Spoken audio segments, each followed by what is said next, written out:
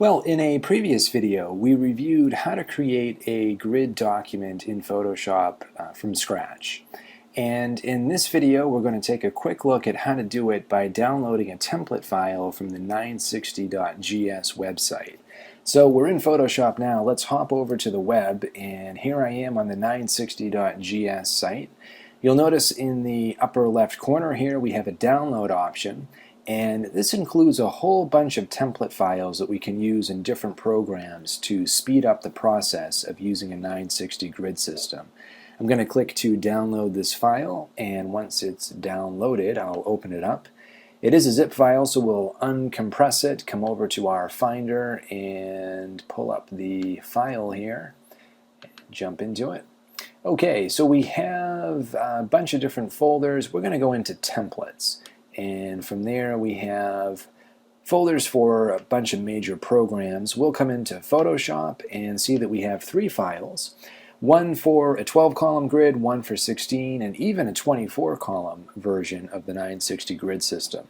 Well, we're going to work with 12 for demonstration purposes, so I'll open up that file and double-click it to get it into Photoshop.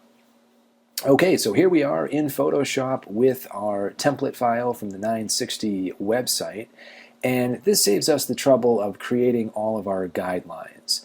Now, creating guidelines is a really good tool to know how to use, because if you wanted to use a grid system outside of 960, and that certainly is a reasonable thing to do once you get further into web design, you may not find a template file that's already been created. Also, there are times when it's helpful to create horizontal lines as part of grid systems, so it's good to know how to manipulate those guidelines. Now that we're working with this template file, though, let's focus on customizing it to really suit our needs a little bit better.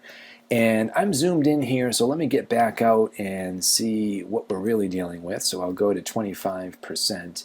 Okay, and if you've looked at the video, or if you've experimented with creating your own custom grid file, you'll know that we went with something a little bit larger, especially on the height. And I want to give ourselves a little more room to work with here, so we're not limited to this square region. So we can go up to image and down to image size, and I'm going to change the height all the way up to 2400 pixels, which is the value we reviewed in the tutorial for creating a custom grid file from scratch. Okay, that's good. So now I have a little more space to work with. You'll notice also, compared to our custom file, that we don't have a whole lot of room on either side, just a little bit more than the 960 width that the grid system provides. I find it helpful to have a little extra space, though, so we can have a better sense of how our design looks when it's resting inside of a browser, where it's almost certain to have a little extra padding on either side of the design. Now, to do this, we can actually change the size, not of the image, but of the canvas. If we change the size of the image, it's going to stretch the width of each one of our columns, and we don't want that to happen. So we can come up to image and then down to canvas size, and I'm going to change that to 1200 pixels, which is the value that we used in our custom tutorial. Click OK. And now we have a little space on either side, which better replicates what happens when our design is sitting inside of a browser. So those are some basic tweaks we can make. Let's zoom in here to get a better sense of what this template file is giving us. And you can see as we zoom in here that not only do we have guidelines for each column, but in between the gutters, and remember there are 20 pixels between the left gutter and then the right gutter on the other side, we have an additional guideline right down the center. So at the 10 pixel mark in between, we have this additional guideline. And that simply provides us another point where we can fix items that we are creating as we build out our wireframes. This isn't necessary as long as we have guidelines for our columns, but it may be helpful to have. The other thing that this template gives us is a visual indication of the columns, which again we may or may not want. If we wanted to turn it off, we could simply change the visibility setting here for the 12-column grid layer in our layers window. So I'll click that to turn it off. and now we just see our guidelines. Let me zoom back out here to 25%.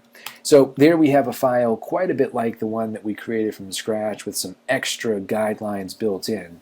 You'll notice on either side it's also giving us the guidelines at the beginning and end positions, and that creates that 10 pixel gutter on either side, which can be helpful to think about as well. But remember, we're really just focused on 940 pixels across for our design. So that's some basics on working with the template file from 960.gs. Remember, in creating our wireframes, we can either use this template file or whip up a file from scratch. Either way is just fine. And we'll review the particulars on actually creating wireframes in a follow-up video.